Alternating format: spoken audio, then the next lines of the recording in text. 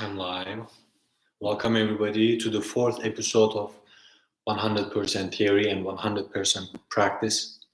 And today I'm going to talk about the imminent role of feeling guilty versus feelings of guilt versus the true feeling of repentance in transforming identity crisis. What do I mean by identity crisis is once you are stuck in a place in which you are not fulfilling or you are not feeling fulfilled and you just know that you need something but maybe you don't know what, so that could be categorized as an identity crisis maybe. Anyways, if you do like the content, please subscribe to the channel, give the video a thumbs up, and go ahead, reach out to me if you have any questions. Today we start in identity and the self. As you know, self is so subtle and it is so quote unquote spiritual that in order for us to see it, it's like a ghost, let's say, it's like an essence. In order for us to see it, we have to know what kind of disguise or what kind of clothes that the self has put on. And sometimes we find ourselves in loops. If you sit back and look at the story of your life, not day-to-day events, but maybe more seasonal or maybe like more every other decade, the more life you experience you have, the more situations you have been exposed to, maybe you can sit back and then start to see some kind of a common role and common identity or personality that you either have to put on or feel like you were that role in that time frame, and this could have a pattern in it. So this was basically what we had touched upon last week, and I'm thinking what is more on this is once you understand your role, let's say in many different dynamics in one's life, that person seems to be a peacemaker, let's say a peacemaker, and by peacemaker, like, I don't want to put any positive. Most of the time I say I'm using this word without any negative connotation, and at this time I'm saying I'm using peacemaker without a positive connotation, because sometimes friction or conflict is more better than a fake sense of peace, but we just have to learn how to conflict compassionately and how to have that friction. Anyways, jumping back, after understanding the role in your life, in our today's example, let's say a peacemaker, that is who I am, or that is who this person is at this event and that event and this event, in many different examples in their lives.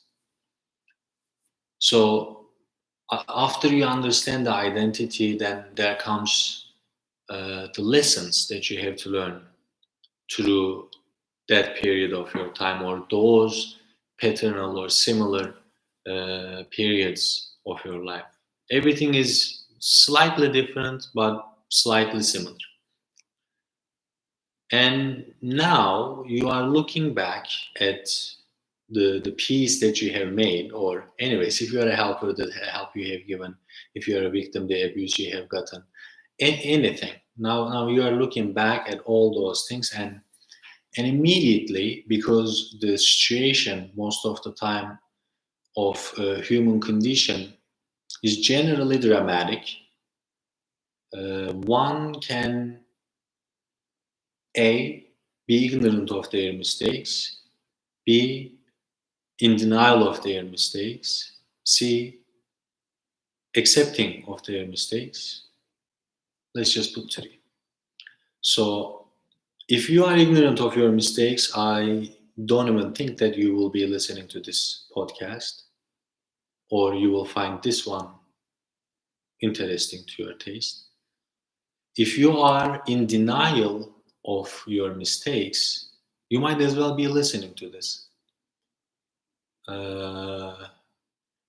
Because when you are in denial of mistakes, it puts on a self-illusion of, or delusion of, as my book, as the monk goes, being at peace or being okay, which is great, but at the same time you are denying the mistakes that you are making. And here I really have so much compassion for denials, my own denials or other people's denials. Why you deny is because there is a sense of tremendous despair, that feeling bad. Because the second you come to a nice observative space, let's say in a space that you can witness, you look back and then you see one mistake or some mistakes, but immediately you feel so bad, guilty, shameful, and there is no way your brain, your survival mechanism can cope or can deal or can process or can digest or can associate any of those intense sensations. And it goes to childhood possibly, or the environmental factors of growth. And God willing, we'll talk about those one day as well. But sticking to my topic, now that you feel so bad to see this mistake, all of a sudden you have to do something, and maybe you are overriding it, saying that, yeah, I actually did this for, like, the justification mechanism immediately comes in, and then all of a sudden you either distract, avoid, dodge, or find a way to not have to deal with that intense sensation. And please look at yourself in the eye. This is okay. You just have to make sure you are at ease. And generally, how we are at ease is with whatever we are comfortable, with whatever we are familiar with. If feeling of intense stress and pressure is a familiar feeling to you, your hippocampus will drive you to perceive life or experience life in that sensation. Anyways, one more time, I hear you and I am here with you. For those who are ignorant, they are in bliss, but over those who are in denial, that's a very hard place. I think it is harder than acceptance. Even in acceptance, there is intense witnessing capacity to see all that suffering that you harbor. It is still not as hard because the end goal through acceptance is truth. Whatever is true about you. But the end goal with denial is that, you are good. You are okay. So it is because you are trying to avoid seeing the truth. It's just way more work, way more painful. So my heart goes out to denials. Saying that, what are you going to do? How are you get rid of this intense feeling of guilt and shame and then still look at your life and still take responsibility for it and still show up? Well, here is the difference, I think, between guilt versus repentance, because guilt is just, you feel guilty, it's a feeling of childhood, and you are stuck. It's like a dark room, suffocating. You can do your own description of how guilt feels. But when it comes to repentance is this. First, you recognize a mistake. And by a mistake, I really have zero negative connotation. And if I do anything, I have positive connotations with mistakes, because the second you can stop feeling bad and then start to move towards repentance. But there's another step in between I have to now mention. In order for you to get to the level of repentance, first you have to have a closure with the mistake and what is beyond the feeling of guilt. So think of this. let's think of a situation in which you did something out of your integrity, outside of your integrity, and then you feel bad about it. And when you feel bad about it, immediately your brain is like, this is too bad, we cannot deal with this. And then imagine you take the next step.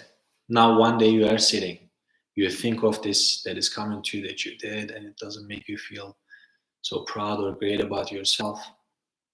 And all of a sudden, you are like, hey, that feeling of that, can you please step aside and show me what is behind you?